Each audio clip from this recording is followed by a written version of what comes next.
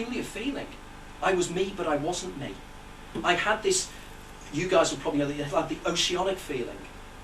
You know, that the people sometimes when they have a mystical experience, you know, like Jacob Boehme and people like that, you know, this idea of I sense something greater.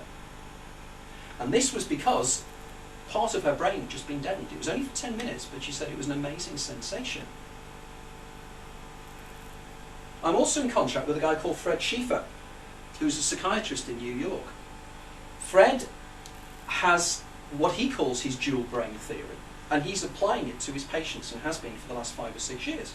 And what he does, he has a set of welder's glasses, and he just blocks out the periphery vision of each eye, which effectively blocks out the dominant hemisphere, puts the dominant hemisphere to sleep almost. And while he's doing that, he can expunge engrams that people have of things in their past that worry them, that the dominant hemisphere has sublimated. But the lower self, the higher self, is quite happy to talk about it. So clearly there's a lot here in terms of neurology. Well, that's all well and good. I've given you some of the neurology and everything else. But what I haven't explained is, well, how does the daemon, the higher self, know so much about the future life? Because if it's just part of my brain, how can it know the future?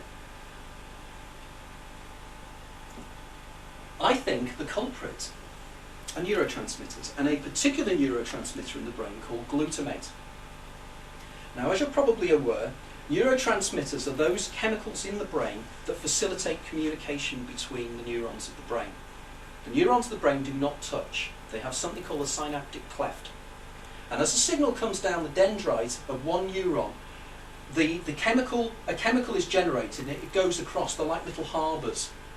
And the chemicals go across and they react with the other side of the next neuron, the axon end of the next neuron. So the other way around, I should say.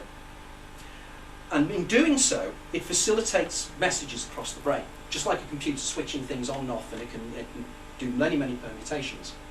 But the major neurotransmitter of the human brain is a substance known as glutamate.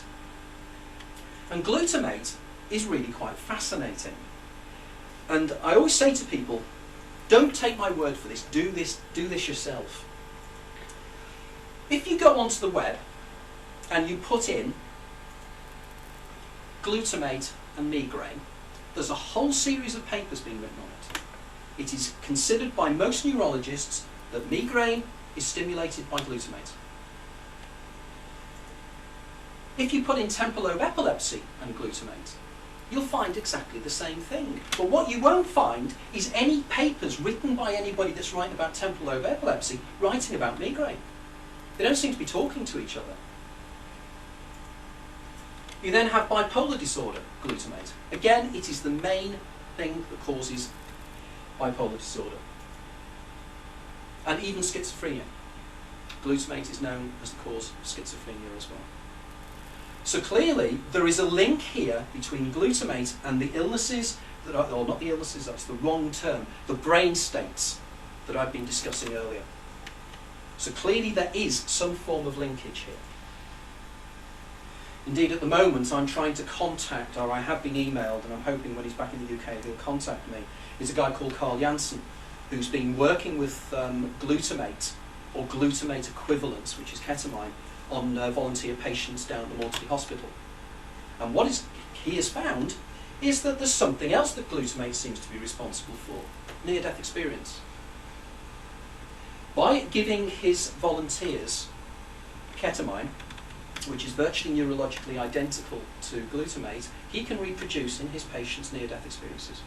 The floating out of the body, the going down the tunnel, every single classic on what is called the Grayson scale. So clearly there is a link here. But it's one thing that we all will do, is die. It's the one thing we know. Like taxes, death is inevitable. So it's at this stage, I argue, that the glutamate that is responsible for all these things will experience that brain state at that point. If you start looking at even the mystical traditions, you'll find that there is this idea that at the point of death there's either a breaking apart or a coming together of the two elements of personality. And it's interesting, they either say they break apart or they come together.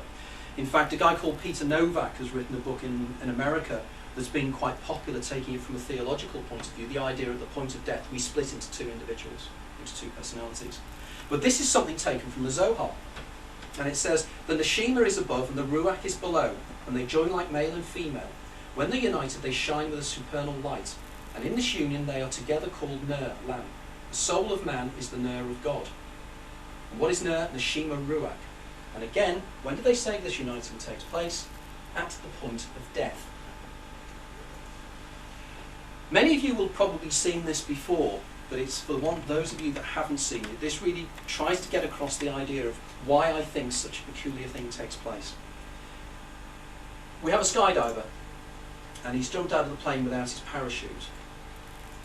Now, what was fascinating about this was I was doing a talk in Macclesfield about 6 or 7 weeks ago, and at this point I put this up, and a guy in the audience stood up and he went, "I don't believe you've just done that." And I said, "Why?" And he said, "Because I'm a skydiver." And he said, "About a month ago, my first chute didn't open."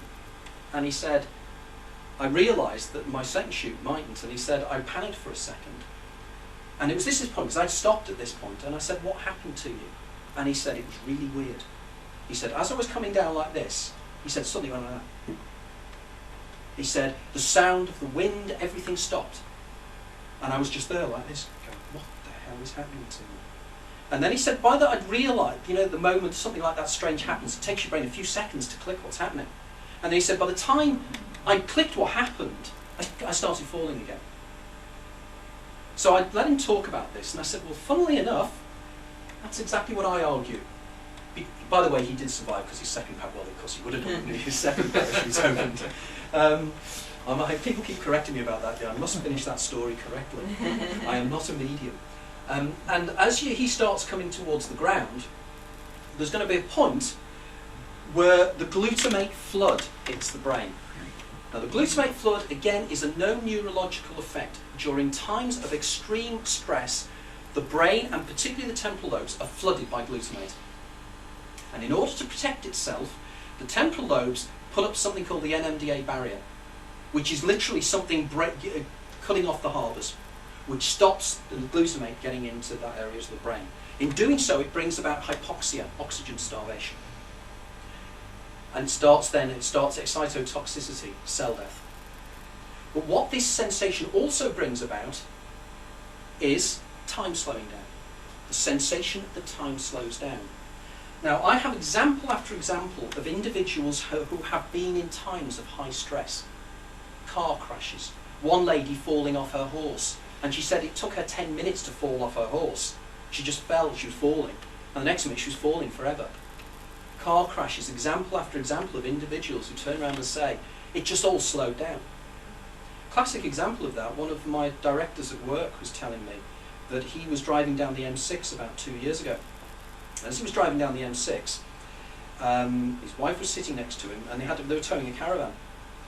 And as he was towing the caravan, as they were driving along, he heard a crashing sound behind him. And he looked in the rear view mirror, and he could see his caravan disintegrating in slow motion. And as it disintegrated, out of the mess of the caravan came the bonnet of the car. And he watched the bonnet of the car smash his back window and come in through the back of the car.